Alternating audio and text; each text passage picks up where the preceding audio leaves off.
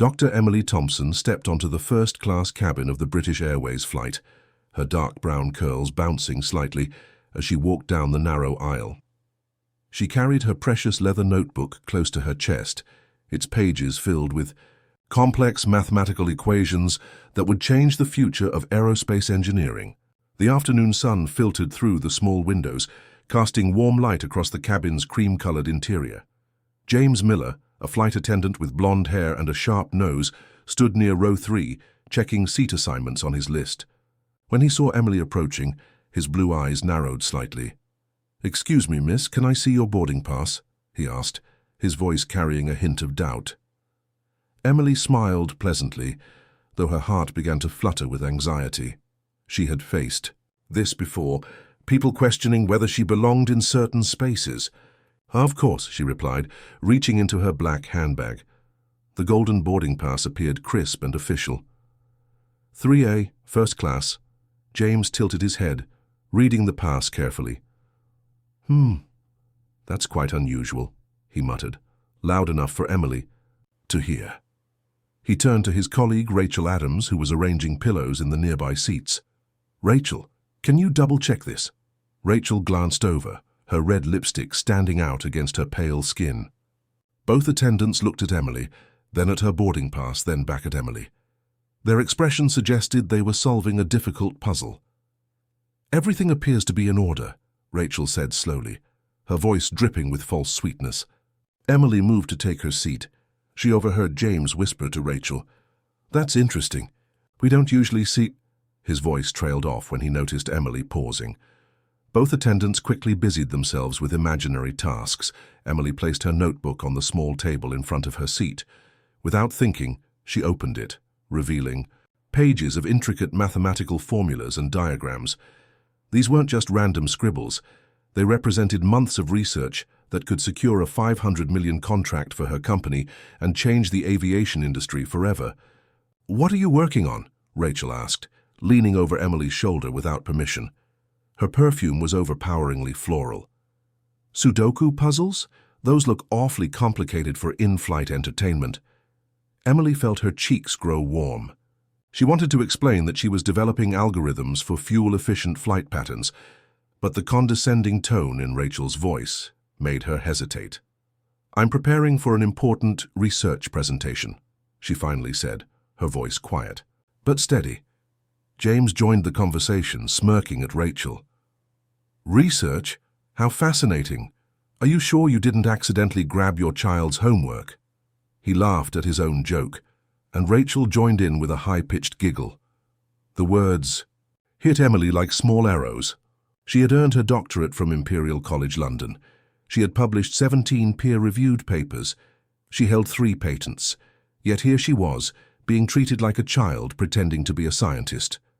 "I assure you, this is my own work," Emily said, her voice trembling slightly despite her efforts to remain calm. She carefully closed her notebook, protecting her ideas from their mocking gazes. "Oh, we believe you," James said, though his tone suggested otherwise. He glanced at Rachel again, and they shared a knowing look. "Can I get you anything? Perhaps a coloring book to go with those drawings?" Emily's hands gripped the armrest. Growing up in Manchester, she had dreamed of flying. Her grandmother, who had worked as a domestic helper her entire life, had saved every penny to buy Emily her first science book. She remembered tracing airplane diagrams with her small fingers, promising herself she would one day make flying better for everyone.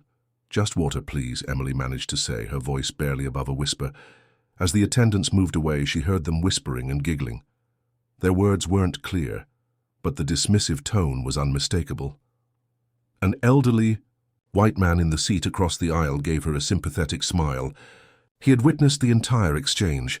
Emily opened her notebook again, determined to focus on her work. The equations seemed to blur as unshed tears gathered in her eyes. She blinked them away rapidly. She had worked too hard to let this affect her focus.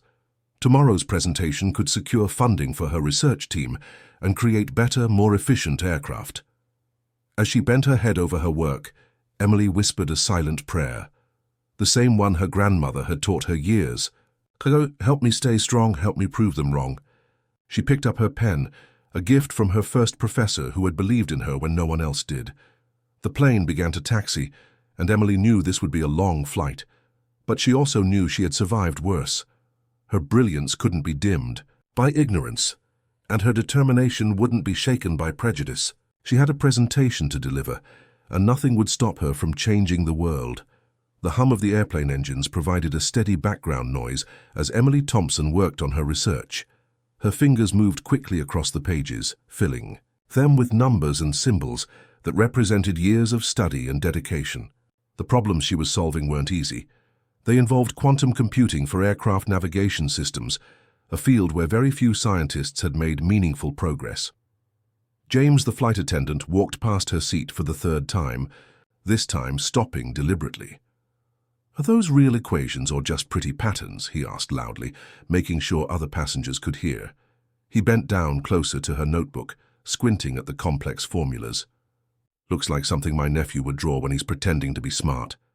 Emily's grip on her pen tightened until her knuckles turned white. She had spent 15 years studying, working late nights in laboratories, and facing countless doubters. Her research had already earned recognition from prestigious universities across Europe, yet here she was, being questioned about whether her work was real.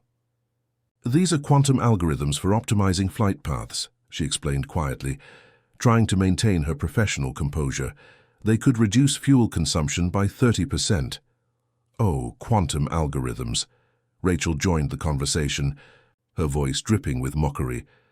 "Fancy words from our first-class passenger?" She turned to James with an exaggerated smile. "Maybe we should check if she's in the right section after all. Business class is that way, honey." A couple of other passengers looked up from their magazines, drawn by the commotion.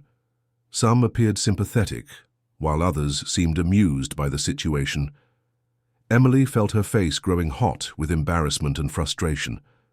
Mike Johnson, the flight supervisor, approached their group. His grey eyebrows were drawn together in a stern expression that Emily hoped meant he would put a stop to this behavior. Instead, he made everything worse. "Is there a problem here?" Mike asked, his eyes focusing on Emily rather than his crew. "Members, perhaps she needs help reading the safety instructions. I notice she hasn't looked at the safety card in her seat pocket." Emily couldn't believe what she was hearing. She traveled frequently for conferences and already knew every safety procedure by heart. She had even studied aircraft emergency systems as part of her research into improving flight safety protocols. "I'm fine, thank you," she said, her voice strained. "I was just working on my presentation for tomorrow's conference in London." "Conference?" James repeated, raising his eyebrows dramatically. "What kind of conference would invite someone to speak about doodles?" Rachel laughed, a sharp sound that cut through the cabin air. "Maybe it's a children's art show. Those drawings do look colorful." At that moment, Andrew Walker, sitting 2 rows behind Emily, quietly reached for his phone. He had been observing the entire interaction with growing concern. Andrew was a businessman who traveled frequently and had never witnessed such unprofessional behavior from airline staff. He positioned his phone carefully, making sure to capture both the flight crew and Emily in the frame. Emily bent over her notebook again, trying to ignore the comments. She focused on a particularly challenging equation, one that had taken her weeks to develop. Her grandmother's words echoed in her mind. "Excellence is the best response to ignorance." The elderly gentleman in the seat across the aisle leaned forward. "Young lady, don't let them discourage you.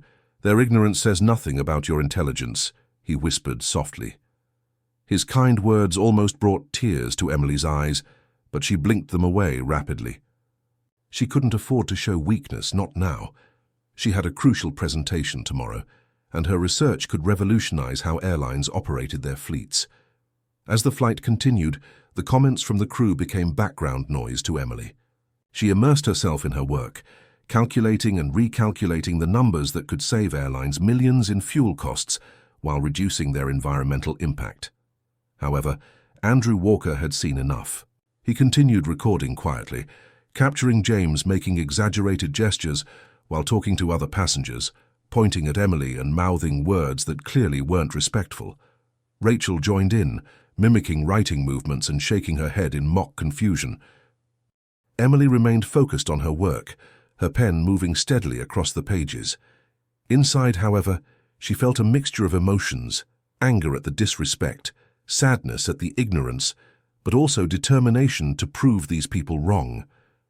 Her research was solid, her credentials impeccable, and her purpose clear. The small cuts from their words were adding up, creating deeper wounds than any physical injury could.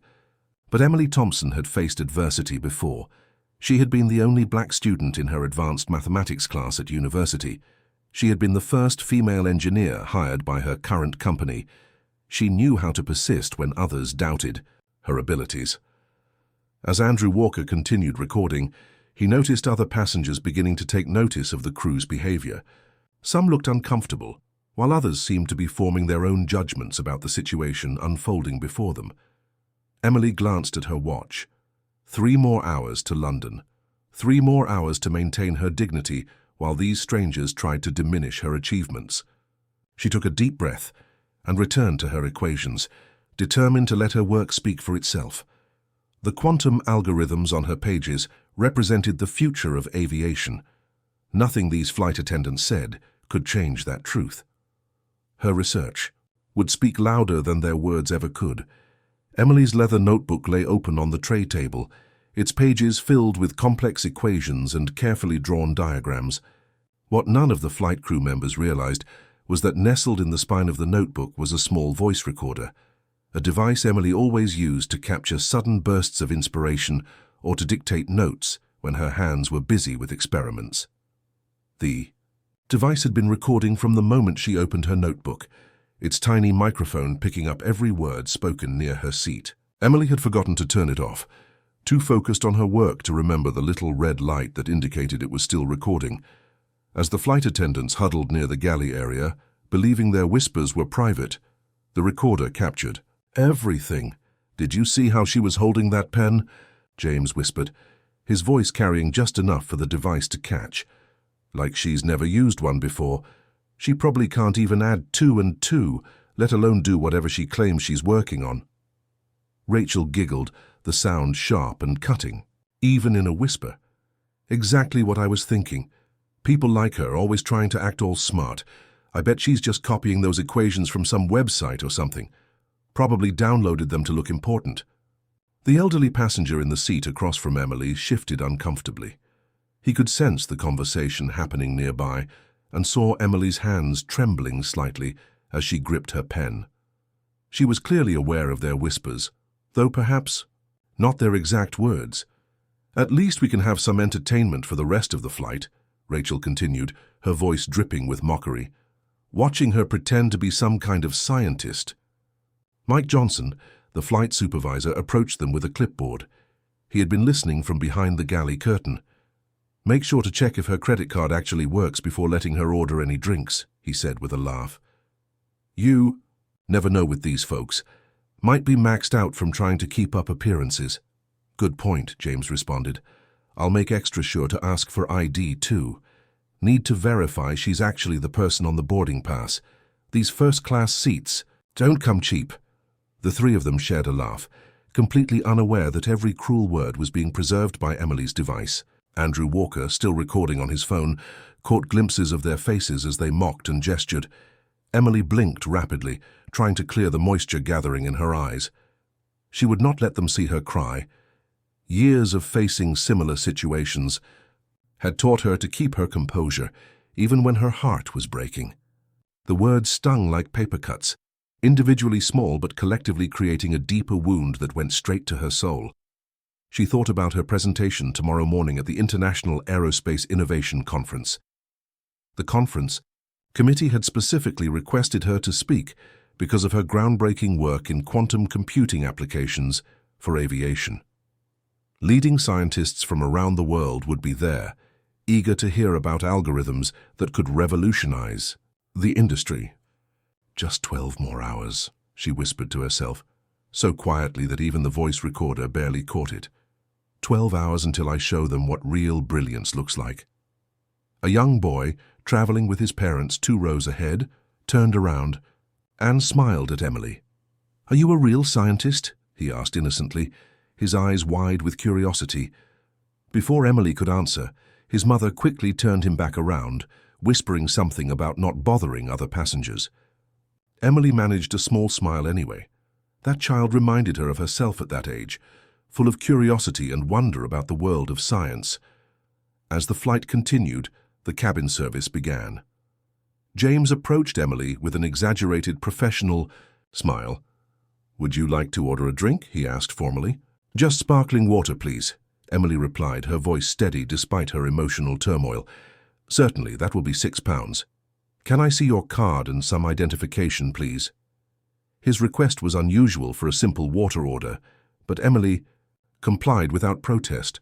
Rachel watched the exchange from the sidelines, a smug expression on her face. "See?" she mouthed to Mike. "Told you we needed to check." Emily handed over her platinum credit card, a benefit from her many published papers, and consulting work with major aerospace companies. James ran it through the reader with visible surprise when it was approved instantly. "Your water will be right out," he said stiffly, clearly disappointed that his assumption had been wrong. As Emily sipped her water, she looked out the window. At the clouds below, somewhere beneath that cotton-white blanket, was the world she was trying to change. Her research wasn't just about improving fuel efficiency or navigation systems. It was about proving that innovation could come from anywhere, from anyone. The voice recorder continued its silent witness, capturing not just the cruel words, but also the ambient sounds of the flight, the engine hum, the quiet conversations of other passengers, the occasional clink of glasses. Each sound was a timestamp on this journey, creating an audio document that would soon have lasting consequences. Emily closed her notebook carefully, the voice recorder still hidden within its pages. She didn't know it yet, but those recordings would become crucial evidence in the weeks to come. For now, she focused on the remaining hours of the flight, drawing strength from knowing that in London, she would have the chance to let her work speak louder than any prejudice could. The aircraft touched down on the wet runway with a firm bump, the wheels splashing through puddles of recent rainfall. Emily Thompson gathered her notebook and laptop, checking her watch anxiously. The flight had been delayed by 30 minutes due to unexpected thunderstorms, and she needed to be at the BritTech Industries headquarters within the hour. She rushed through Heathrow's Terminal 5, her heels clicking rapidly on the polished floors.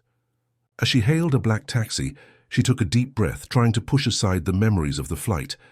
She needed to present her best self to David Phillips and Helen Bennett, two of the most respected executives in aerospace technology. The taxi, ride through London's busy streets, gave her 20 minutes to review her presentation notes one final time. The driver, a chatty man named Peter, tried to make conversation, but Emily was focused on the quantum algorithms she would soon be discussing. BritTech Industries, Canary Wharf, Peter announced as they pulled up to the gleaming glass building. Emily paid the fare and stepped into the modern lobby, where a receptionist greeted her with a warm smile. "Dr. Thompson, Mr. Phillips and Ms. Bennett are expecting you on the 25th floor. The lift is just ahead." As Emily rode the elevator up, she adjusted her blazer and took deep breaths. This meeting could secure funding for her research team and change the future of aviation. Her invention could save the industry millions while helping the environment. When the elevator doors opened, Helen Bennett stood waiting to greet her. "Dr. Thompson, welcome. We're so excited to hear about your innovations." Helen was a distinguished woman in her 50s, with silver hair stylishly cut and sharp, intelligent eyes. David Phillips joined them moments later. He was a tall man with a firm handshake and a serious expression that softened when he smiled. "Please come into our conference room. We're eager to learn about your quantum computing applications." As they walked down the corridor, both executives noticed Emily's slight distraction. Her usual confident demeanor seemed strained, and she kept touching her temple as if nursing a headache. "Dr. Thompson, you look distressed. Is everything all right?" Helen asked with genuine concern as they settled. Around the oval conference table, Emily hesitated, her hands resting on her leather notebook. Part of her wanted to dismiss their concern and jump straight into the presentation, but another part, the part that had endured 3 hours of microaggressions, couldn't hold back any longer. "To be honest," she began slowly, "the flight here was challenging." David and Helen exchanged glances. "Please tell us what happened," David encouraged. Emily opened her notebook and reached for the spine. I record my research notes, she explained, extracting the small voice recorder. This morning, it captured something I didn't intend. Her hands trembled slightly as she pressed play. The recording filled the room, James's mocking voice. She probably can't even add 2 and 2. Rachel's laughter. People like her, trying to act all smart. Mike's casual discrimination. Check. If her credit card works. Helen's face grew tight with anger as the recording continued. David's complexion turned a deep red, his jaw clenching with each offensive word. When James's voice questioned Emily's ability to use a pen, David's fist hit the table softly but firmly. This is absolutely outrageous, he said when the recording ended. At BritTech, we have a strict zero-tolerance policy for discrimination. This is not just personal insults. This is attacking the foundation of innovation itself. Helen shook her head in disgust. We cannot and will not partner with companies that treat brilliant minds this way. Imagine how many innovations we've lost because of this kind of thinking. Emily felt a wave of relief and validation wash over her. She had been worried that sharing her experience might seem unprofessional, but their reaction confirmed what she already knew. The treatment had been wrong on every level. David picked up the conference room phone. Get me Richard Thomas's office, he told his assistant. The CEO of Thomas Airways now. As they waited for the connection, Helen poured Emily a glass of water. Your work is groundbreaking, Dr. Thompson. We've already reviewed your preliminary research. The fact that those flight attendants couldn't recognize your value says everything about their ignorance and nothing about your worth.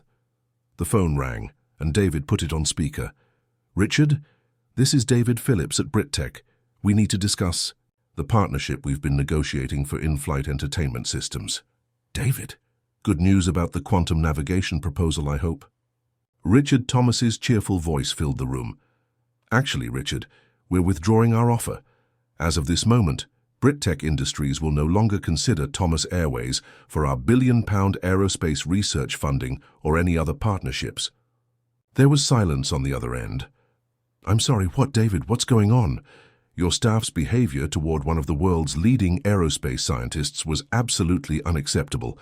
We've decided to take our aerospace research funding elsewhere. Companies that don't respect innovation don't deserve to benefit from it, Helen added firmly. We'll be sharing our recordings and experiences with the entire industry consortium. Your airline's culture of discrimination is not something we can overlook. After ending the call, David turned to Emily. Now, shall we discuss how your quantum algorithms can help the aviation industry move forward? Real innovation comes from respecting all brilliant minds. Emily opened her laptop, feeling lighter than she had all day. As she began her presentation, she thought about all the scientists who had faced similar challenges. Today, at least, respect had met consequence, head-on, and her work would get the platform it deserved. Andrew Walker had uploaded his phone video to Twitter that very afternoon. The 10-minute recording showed the flight crew's mocking behavior in shocking detail. Within hours, it had garnered thousands of views. When Emily's voice recording surfaced the next day, paired with Andrew's video, the story exploded across social media. The BBC picked up the story first, then The Guardian and The Times followed quickly. Brilliant scientist mocked by Airline. Staff cost company a $1 billion, read one headline. Another declared, the billion-pound cost of prejudice. A retired schoolteacher named Margaret O'Neill in Bath created the hashtag #YonRespectBrilliance while watching the evening news. Thousands of others shared their own stories of being underestimated or dismissed. People from all professions, doctors, engineers, artists and scientists, contributed their experiences. Within a week, Thomas Airways felt the full weight of public outrage. British Telecom immediately cancelled their corporate travel contract, worth £20 million annually. 3 other major companies followed suit, including a leading tech firm that moved all their employee travel to competitor airlines. James Miller, Rachel Adams and Mike Johnson were called into the CEO's office on a Monday morning. By noon, all 3 had been dismissed from their positions. The airline's PR department issued a formal apology, but the damage had been done. Richard Thomas, the CEO of Thomas Airways, announced sweeping changes. We're implementing mandatory sensitivity training for all staff. We will create an independent review board to handle discrimination complaints. This will never happen again. However, the cost extended beyond finances. Pilots and cabin crew reported feeling ashamed to wear their uniforms in public. Some passengers switched airlines permanently, citing trust issues. Meanwhile, Emily's inbox overflowed with support messages. Universities invited her to speak. Children sent drawings of airplanes with messages like, "Scientists can be anyone." A group of teenagers from a London comprehensive school created a rap song called Dr. Emily's Equations. 2 months after the incident, Emily established the Thompson Foundation. Using proceeds from consulting contracts and speaking engagements, she created scholarships specifically for talented students from underrepresented communities who wanted to pursue careers in science and engineering. Her first school visit was to Hartwood Primary in Birmingham, where she spoke to a mixture of excited children aged 8 to 11. The assembly hall buzzed with energy as Emily walked to the front. "Who here likes airplanes?" she asked. Dozens of hands shot up. "I once loved airplanes so much I decided to study how to make them better," Emily shared. She pulled out her famous leather notebook. "This book is special.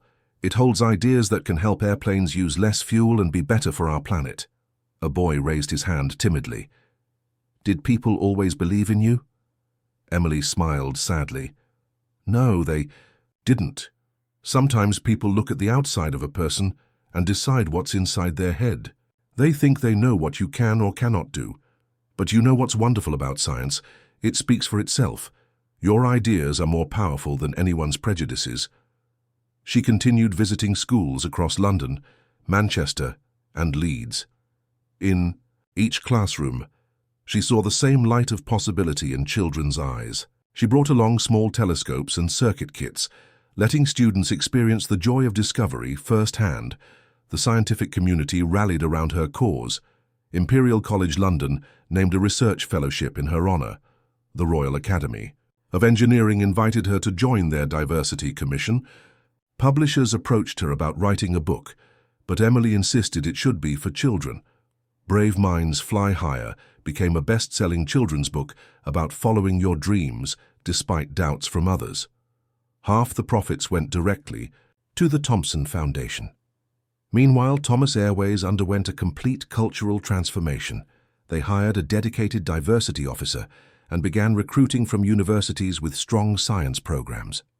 Flight attendants now received extensive training about unconscious bias. 6 months later, Emily stood before a committee of members of Parliament in the House of Commons. She wore a simple navy suit, her notebook resting on the podium. "Honourable members," she began, "diversity in STEM isn't just about fairness, it's about survival. The problems we face, climate change, sustainable transportation, renewable energy, require minds from every background. When we dismiss brilliant people because of prejudice, we dismiss solutions to our greatest challenges." She spoke about her research, now being implemented by 3 major airlines. The fuel efficiency improvements would save millions of pounds and reduce carbon emissions significantly. "That flight crew didn't just insult one scientist," Emily continued. "They threatened progress itself. Innovation thrives in environments where all minds are valued equally." As she concluded, Emily's voice rose with passion. "Today I stand tall. Tomorrow may every child who dreams big have the same chance. May we build a society where brilliance is recognized in all its forms." The chamber erupted in applause. Outside, reporters waited eagerly.